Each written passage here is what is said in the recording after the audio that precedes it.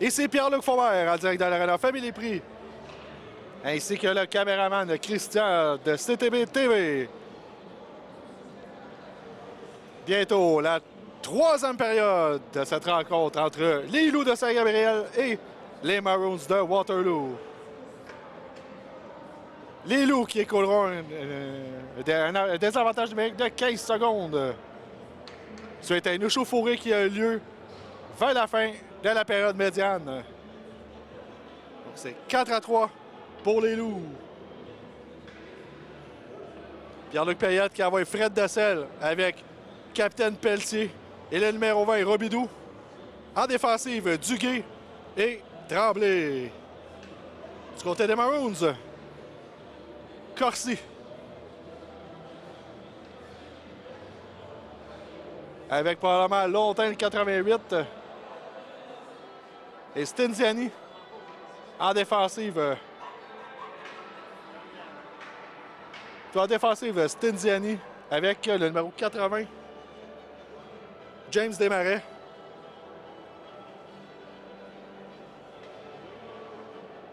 Et Tougar.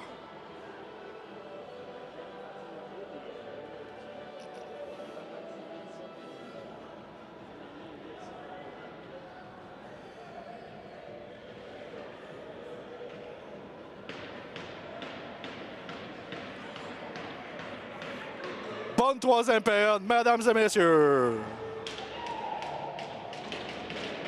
Voilà. On est prêt à en découdre. Début du troisième 20 à Saint-Gabriel de Brandon. Le Stinzian avec la rondelle. La passe à Lontain. Lontain dans le flanc. La passe à Corsi. Corsi. L'arrête. Et là, c'était le numéro 7. Touga qui a tenté le QH, ça n'a pas fonctionné, l'arrêt de Blo. Les Maroons qui continuent à bourdonner alentour du filet de Philippe Blo, mais celui-ci résiste. On aura droit à des fiches, à des éléments complets sur la glace. Alors que la punition purgée par Sébastien Lemieux est maintenant chose du passé. Robidoux à la mise en jeu devant PJ Corsi.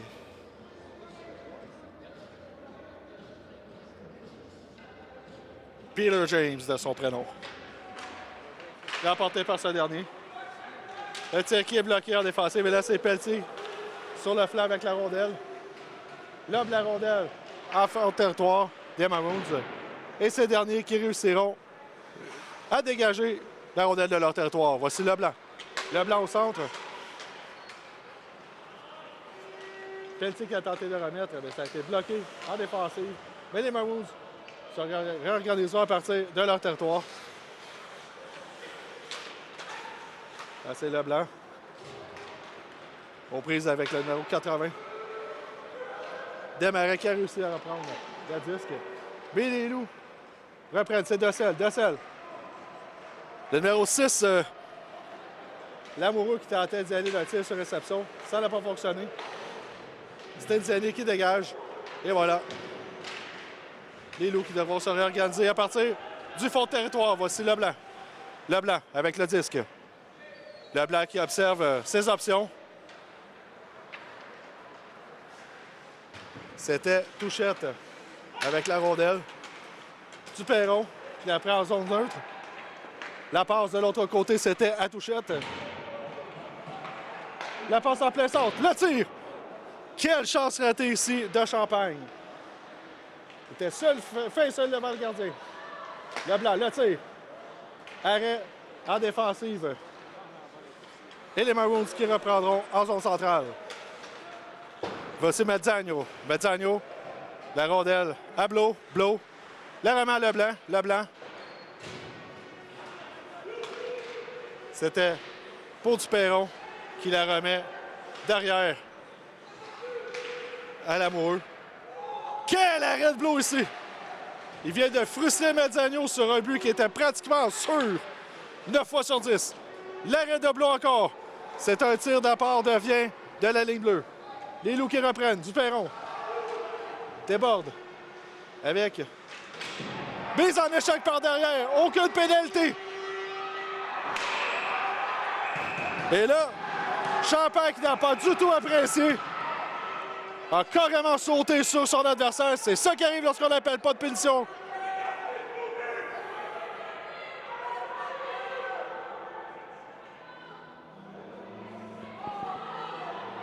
Corsi qui a mangé une coupe de claques sur la marboulette. Mise en échec en traite et il a payé de son geste.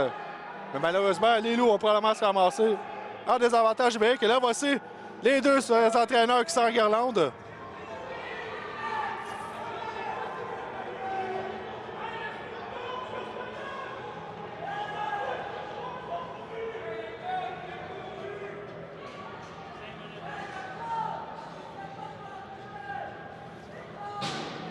Je comprends la réaction de Champagne, mais malheureusement, c'est une mauvaise punition.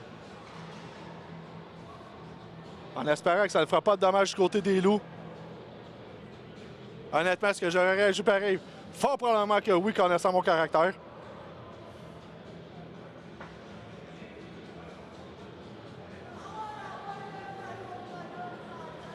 Sauf que j'aimerais signaler à l'entraîneur-chef des Maroons que c'est son propre joueur qui a plaqué Champagne par derrière.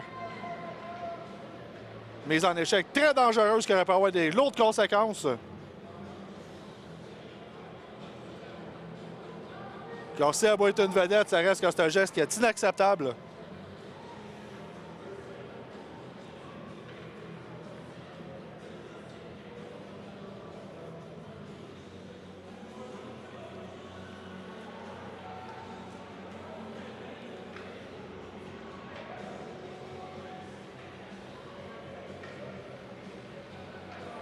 Et là, si Corsi n'est pas pénalisé, il va falloir me l'expliquer, car un plaquage par derrière par chez nous, c'est illégal. Les arbitres qui ont quand même fait relativement un bon travail ce soir. Ce serait dommage qu'ils viennent, que ça vienne entacher leur bon travail jusqu'à maintenant. Ils appelaient ce qu'ils avaient appelé.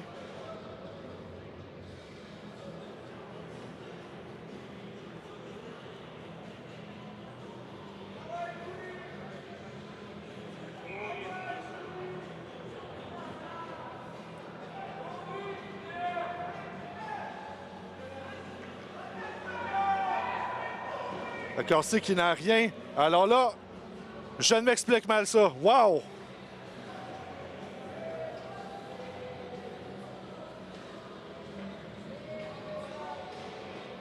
Je ne peux pas croire ce que je viens de voir présentement. Je suis bien d'accord pour Champagne pour sa punition, mais franchement, un plaquage par derrière, par chez nous, c'est illégal et ça devrait être appelé. Quel manquement! Wow!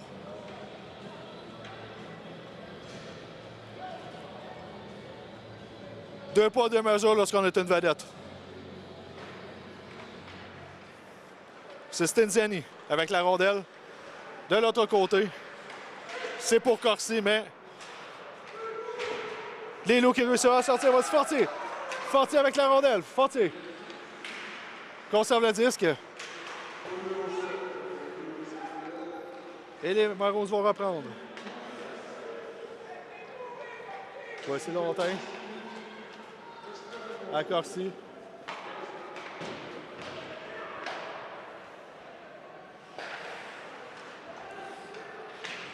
C'est Dessel.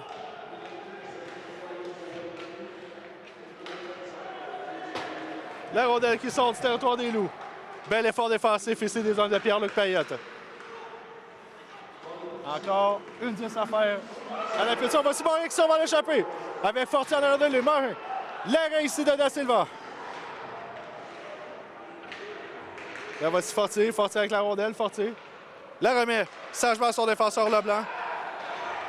Stinziani, c'est qui fait trébucher. Et voilà la punition appelée aux Maroons. Il se reprend au moins là-dessus.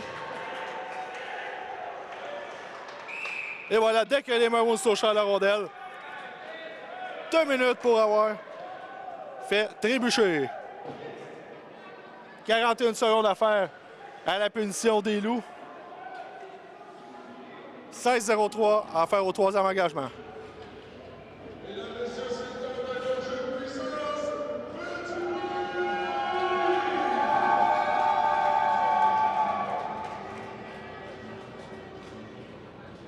Pierre-Luc Payette qui enverra Anthony Morin.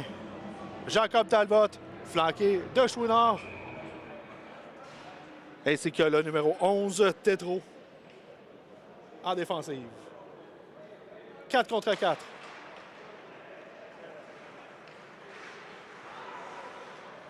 Et c'est rapporté par les Maroons. La rondelle qui sort du territoire. Et ici, dégagement à l'aveuglette qui aurait pu être très dangereux. Morin qui prend la rondelle. La passe! Oh! Quelle chance ratée ici par Talbot! Talbot qui avait une chance exceptionnelle de remettre l'essai en avant par 2 buts. Mais Da Silva qui veille au grain. Et on reprendra à sa droite. Morin à la mise en jeu. Non. C'est Talbot finalement qui va prendre la mise au jeu. Morin un peu en retrait. On évolue toujours à 4 contre 4. Je vous le rappelle pour encore 17 secondes. Là, c'est les Marons en 2 contre 1. Chasson. À Corsi, le tir qui rate tout juste à côté. À la droite, Deblot. Et les Loups qui reprendront. Dégagement en plein centre. C'est repris par... C'est quoi son nom déjà? Vasilopoulos. Là, les Maroons qui tentent de se réorganiser, mais la rondelle est perdue en faveur, au profit des Loups. Voici Pelletier, le capitaine Pelletier, avec Morin qui coupe au centre. Pelletier toujours avec la rondelle. Bonne protection de rondelle de la part du capitaine. Punition aux Loups.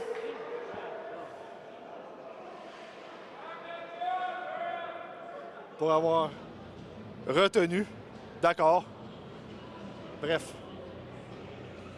Voilà qui vient tuer l'avantage numérique des Loups. Il reste encore 49 secondes à la punition appelée à Michael Stenziani. Et c'est Vincent Tétro qui ira s'asseoir au banc pour 2 minutes.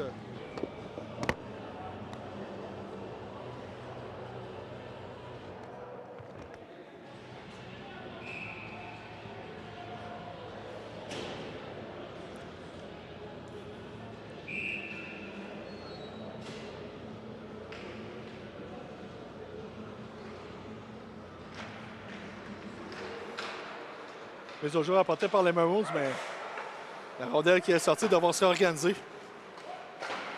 Les Loups qui dégagent. On évolue à 4 contre 4. C'est Corsi. Dépasse dans les patins de Touga. Qui remet à Vien en zone centrale. Qui traverse la ligne bleue. Passe arrière à Mezzagno. Mezzagno à Vien. Vien la passe à Mezzagno. Mezzagno à la pointe. Mezzagno toujours. Et c'est repris par Robidoux et les Loups. Et voici Tremblay qui reprend la rondelle. La remet à l'amoureux. Remise à Dessel qui sort du territoire. La passe à Robidoux en 1 contre 1. Robidoux, le lancer. L'arrêt de la Silva reprendra à sa droite. Encore 1 minute 11 à faire. À l'avantage numérique des Maroons. 14-0-3 à faire au 3e tiers-temps. C'est 4-3 pour les Loups de Saint-Gabriel. C'est Fortier, David Fortier à la mise au jeu, flanqué de son capitaine Christophe Pelletier. Brou et Leblanc à la défensive.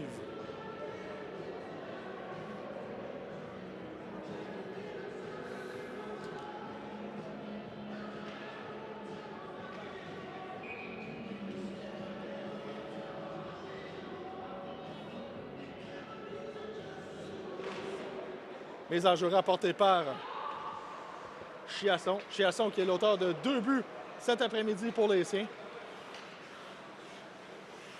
1 minute à faire à la punition appelée au Loup. Le dégagement de Blot qui renvoie le disque tout simplement de l'autre côté de la patinoire.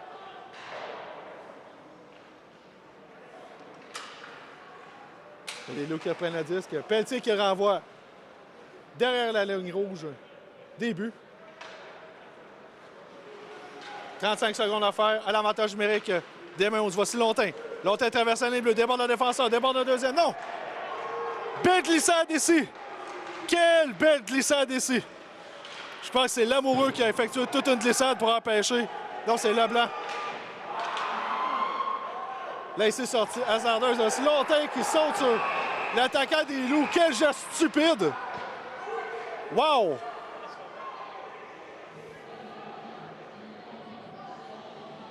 J'en reviens pas. Le joueur qui n'a vraiment pas voulu aller blesser de quelque façon que ce soit Da Silva se fait sauter dessus gratuitement.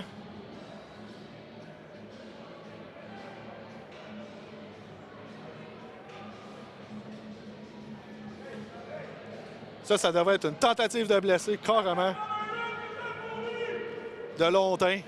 Va réfléchir, mon homme. Bye-bye.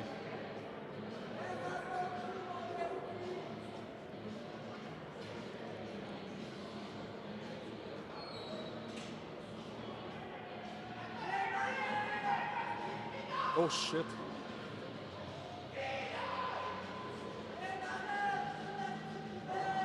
Alors, malheureusement...